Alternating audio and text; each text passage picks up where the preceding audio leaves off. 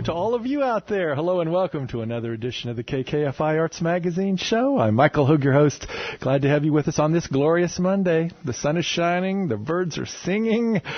Well, maybe not at 39th and Main, but out there somewhere, birds are singing as we speak to you right here on the Arts Magazine show, right here on KKFI 90.1 FM, your community radio station, right here in Kansas City. The Owen Cox Dance Group will end its sixth season with award-winning pianist Kairy Koshoeva. Am I close, Kairy? Yes, perfect, thank you. And stunning contemporary dance work set to the Goldberg Variations. This is by Johann Sebastian Bach. It's a keyboard classic, rarely performed in full and even more rarely performed with dance and with live music. It's a world premiere. And with us to tell us all about it, our friends from the Owen Cox Dance Group, Jennifer Owen is here. Thank you, representing Michael. Owen Cox. She's going to tell us all about it. And the pianist, whose name I just stumbled over, and will undoubtedly stumble over again, Kairy Koshoeva. Thank you. Well, welcome. It's an interesting story. They didn't, as I understand it, they didn't meet when they were both in Moscow, but they were, in fact, studying in Moscow at the same time. Yes, back in 1992, and Kairy's from Kyrgyzstan, and I'm from Seattle, Washington, and I was studying at the Bolshoi Ballet Academy, and Kairy was studying at the Moscow Conservatory of Music. And what's interesting, we met in Kansas City just last March of 2012, yes. Yeah. And we just got to talking and found out that we had both been studying in Moscow. And I said, well, I had a classmate of mine who was from Kyrgyzstan. Her name was Izada. I don't remember her last name. And Kairy said, oh, Izada Tumakova. And she knew the same classmate of mine. So it's a very small world. It was, we felt a connection immediately. Yeah, and we met at our mutual friend here who lives in Kansas City, and he winner, world-famous pianist Stanislav Yudenich, at his house after his recital program party. And I came up and I asked, oh, you speak Russian too? And then that's how we start speaking. And then you question if I knew that girl, and we're like, wow. Small world indeed. As big as the world is, sometimes it's really very small, isn't it? Yes. Yes. But they're working together now on the Goldberg Variations. It will be presented for the public on Saturday, June the 8th at 8 o'clock p.m. in White Recital Hall on the campus of UMKC. If you've never been to White Recital Hall, it's in the same building that the Rep is in. It's just right on the other side of the building from the Rep. 4949 Cherry is the actual address. And the number to call, 816-235-6222. That's the number to call for more information. Well, let's hear a little bit about the piece. It has an interesting history. The ladies were talking about it, and it has some history to it. It's a Bach piece, of course, and it's called, of course, the Goldberg Variations. One of you tell me the story behind the Goldberg Variations. Do you want to talk about Kairy? You're the one who'll be playing it. Sure, I'll try. So Goldberg Variation was named after Bach's protege, little boy, 14 years old boy, Goldberg, who Bach wrote for him as an exercises there. So there's an aria in 30 variations. So all the variations are quite challenging. And so he wrote those variations for him, and he actually performed it, played for a person who actually commissioned the work from Bach, who was a former Russian ambassador, and he was suffering from insomnia apparently, and he wanted such a masterpiece from Bach, and so Bach was thinking about his student, and he thought, okay, that's a perfect opportunity, and he wrote wonderful variations for his student who used to play for the former Russian ambassador. That's a sweet legend, comes from first Bach's autobiographer, Forkel. But latest research says that that's a very sweet story, but they doubting about if it's true or not.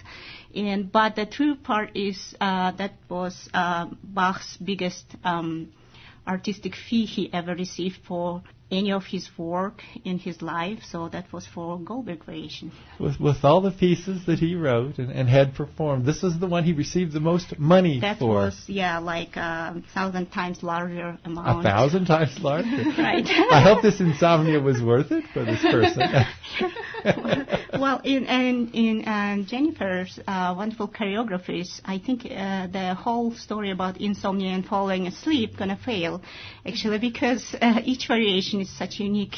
She's putting such a unique, imaginative, totally different. Each variation is very different, and I don't think anyone gonna bring pillow and fall asleep. So it's totally different, and I think it's very interesting and exciting piece. So we're all excited to show and play and share with this. So you'll be playing the piece. Jennifer will be dancing and doing the choreography with other dancers too, I believe. Yes, we have 12 dancers performing the work, and as Kairy said, there are 30 variations with an aria and an aria reprise at the end. So this is a very large piece. We've been working on it since last summer. We did a preview of it for an Art Sounds concert in September, and we did about half of the material, and the last several months we've been building the other half of the material. And actually today, we just finished the final 45 seconds of the 30th variation. So I feel like going to celebrate. But I'm very excited. I have to say that as a choreographer, I was a little overwhelmed at first when Kairy and I started discussing doing this piece, and we thought, well, let's just do segments of the variations. And then once we started on that, we thought, well, let's just do the whole thing.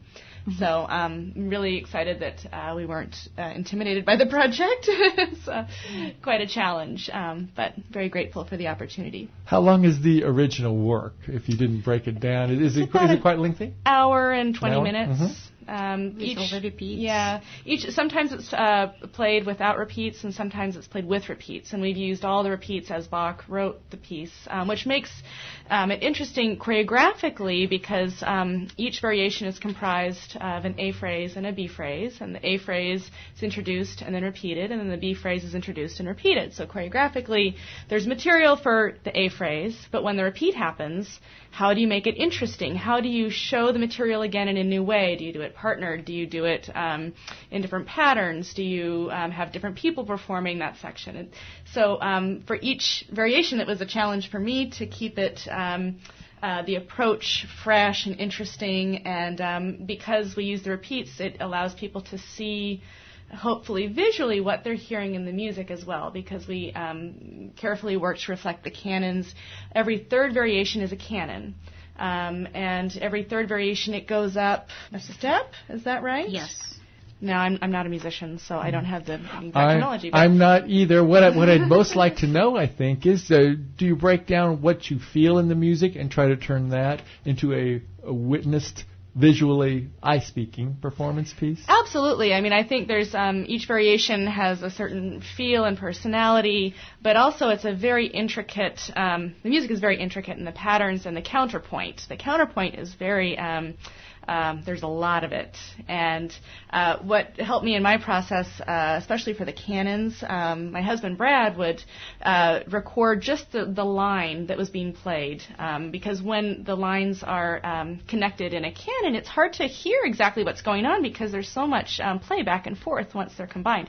So I would listen to just the single line, create a piece of choreography to that line, and then layer them so that when it's really fun to see it come to life when you get to hear it and see it, because had Brad not broken it down for me, I wouldn't understand what's going on. I mean, it sounds amazing, but what actually is happening in the music? And it's such a testament to Bach's genius that he could put these melodies together, these phrases, these lines together, and have such interesting outcome. So. Now, is there an overall theme or message or story to the piece as you're breaking it down?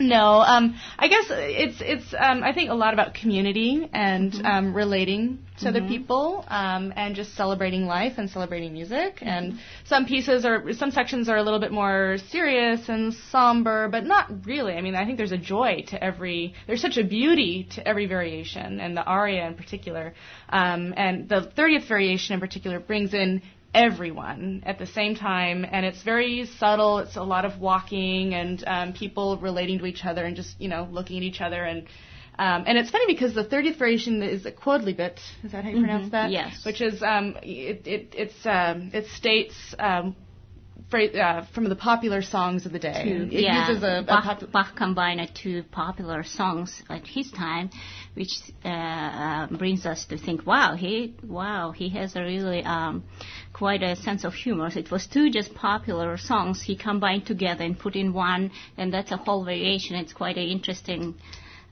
thing that we have all this kind of style. He throw all kind of things, and the whole thing starts with aria, which is just beautiful tune. You think, oh, this is just wonderful melody, and then he threw all these three different 30 variations, which is based on this aria, and then after this Gottliebet, he brings it back to aria. So the whole Goldberg variation ends with back to the aria, which brings wonderful arch to the whole architecture of the music. So it's quite a impressive, monumental work. Okay. Yeah. And, the 30th variation in particular, when everybody comes out together, for their popular song, is kind of, it's a communal moment, and because Bach wrote it for the people, thinking they would probably enjoy that. And so the people are enjoying it. Jennifer bought a sample. Yes. I have it on track one as you instructed me. Do you want to do any kind of introduction? Where in the piece does this fall? This is the aria, and it's the opening section, and it's also the music that closes after the 30 variations are played. We can't show you an example of the dancing, but here's the music, and you were playing, right, Kairy? Yeah, correct. Okay, from the Goldberg Variations. Let's listen to a little bit of it right now.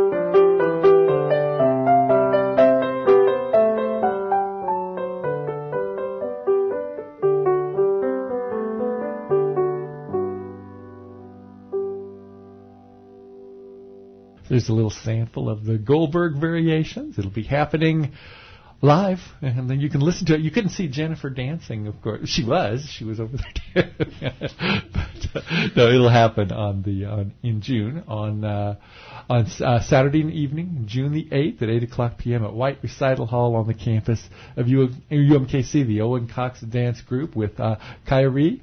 And she'll be she was playing the music as well. We're speaking with Jennifer and Kairy about the show. But you're not the only dancer. You may well be the only musician in the show.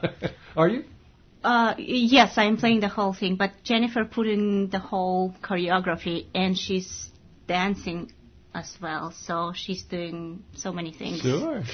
Just wanted to establish if there are other musicians. I know there's always going to be more dancers. We have 12 dancers, and I'm very lucky to be working with a fabulous cast. We have Allison Ashley, Juliana Bickey, Sarah Chun, Michael Davis with the Kansas City Ballet, Kristen Edwards, Megan Horton, Jeffrey Kropp, and Ryan Nye from Kansas City Ballet as well, Logan Picharis from Kansas City Ballet, Catherine Russell, and Molly Wagner, also from the Kansas City Ballet. So we have several from Kansas City Ballet and several Owen Cox. So it's coming together.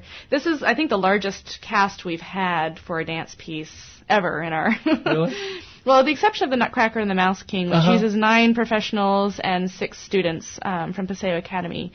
So that's cast of 15, but still, this is. Yeah, it's a very large scale piece. It's a lot of dancing. The dancers are certainly building stamina at this point, so it's really fun to. As I said earlier, you do a lot of collaborations with people. You work with film people sometimes, and visual artists as well, and you incorporate all of that into a dance piece. So this time you're working with music and musicians, live musicians. Yeah, we love working with live music. That is. You mentioned earlier this is rarely done, especially with live music and with dance. Right. Well, it's rare that the piece is performed in its entirety, and then rare that it's choreographed too. I know Jerome Robbins did his version of the Goldberg Variations, and I'd like to see it, although I'm waiting to, well, I guess I've done my choreography now, so I can watch it, but maybe it's on YouTube, I don't know. But I don't know if he had it performed with live music. It's possible, and then I also don't know if he used the repeats, and I'd be curious to see that, because that would change the structure of the piece. So I think this is probably one of the firsts for this coming together that we're doing. Of course. I want to learn a little bit more about Kairy. Your background. I know about Jennifer. She's danced all over the world. I know in San Francisco, Seattle, Moscow, Hong Kong, all kinds of, speaks fluent Russian. I'll bet Kairy speaks fluent Russian too. Well, me speaking Russian, it's not really a big deal, because I grew up during the Soviet Union, and you just speak Russian. And if you have any other native language, so you speak your native language and you speak Russian, so you're kind of bilingual. So, but it was wonderful to meet Jennifer and speak Russian, and we speak all the time Russian. So during the rehearsals, it's kind of fun through English or Russian. So that's kind of fun to be, like a home situation. We're like, okay, which number are we saying, in Russian or in English, and all these variations, and it's quite a fantastic Did you start together. Playing the piano and studying music at a young age? Yes, when I was 7. That was during Soviet time.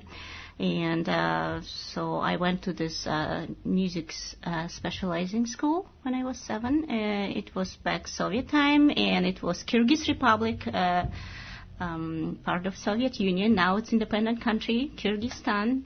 And then I went to Moscow to continue my education. From 1992 until 2000, I was in Russian Academy of Music, named after Gnesin.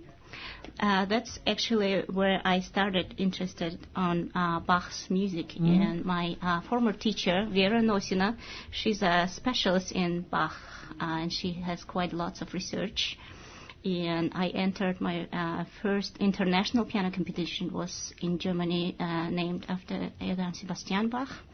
That's how it was long ago. That's how I started little by little interested on Bach's music, and bought my first Goldberg Variations score, and about 5 years ago, while I was still a student here at UMKC, doctoral student, my former teacher here and mentor, Dr. Robert Weirich, he said, well, what are we going to do about your final doctoral project? And I said, well, I don't know. There's so much music. And he was like, what about Goldberg Variation? You mentioned once that you wanted to learn it, and I was shocked that he's offering this, and I thought I will never ever graduate, but it did happen, and it's quite amazing, and I'm really grateful that I have now opportunity to work with Jennifer and the whole company.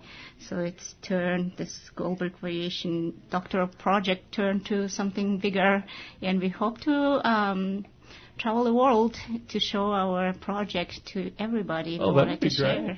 That would be great. What was it like going from the Soviet Union and your home country, and then suddenly coming over here to study? Big shock? Yes. Well, starting that, I did not speak English when I came first. My first school in the United States was Oberlin Conservatory of Music. I went for a couple of years there for artist diploma certificate, and study with French pianist Monique Dufil.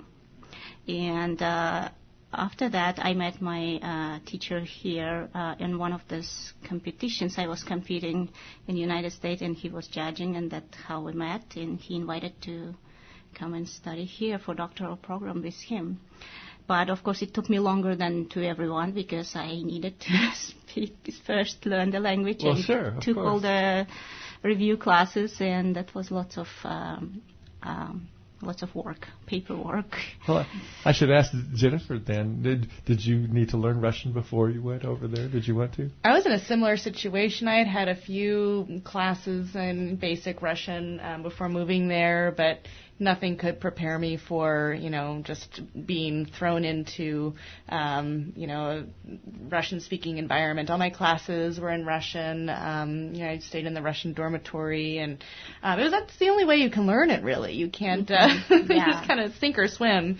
You just go in there and learn it as quickly as possible. And I was fortunate that at the Bolshoi Academy, they gave foreign students a tutor to work with one-on-one, 5 days a week for an hour, on top of all our classes that were in Russian. But my tutor, Alla Nikolaevna, was great and very patient. She started with body parts. She figured I would need to know, what your elbow was and your neck, all that for ballet class, so I could understand what my teachers were talking about and correcting us on. So that was our first lesson. I learned hip, I learned shoulder, and, and then just being surrounded by it, and I was younger then, and I think my brain probably absorbed things more quickly than it does now. But it was. I wanted to learn the language, so it helps when there's definitely a desire to learn to speak as opposed to Absolutely. Yeah. I'll bet it does. The show will be coming up on Saturday night, June the 8th, 8 o'clock p.m.,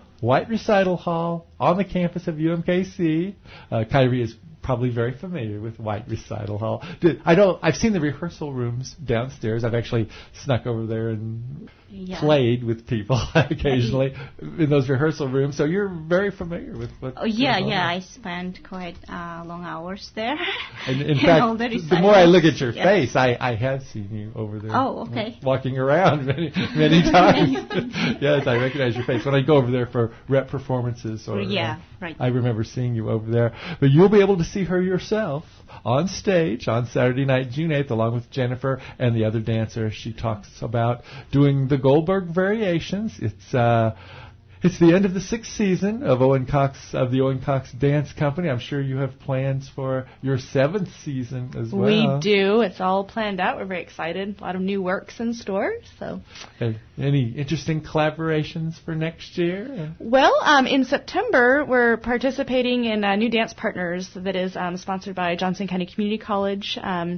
And the Kansas City Ballet, Owen Cox Dance Group, and Williams Henry will be presenting new works that Johnson County Community College has commissioned from other choreographers outside of the area. So Katie Nelson from San Francisco is going to be creating a piece for our company.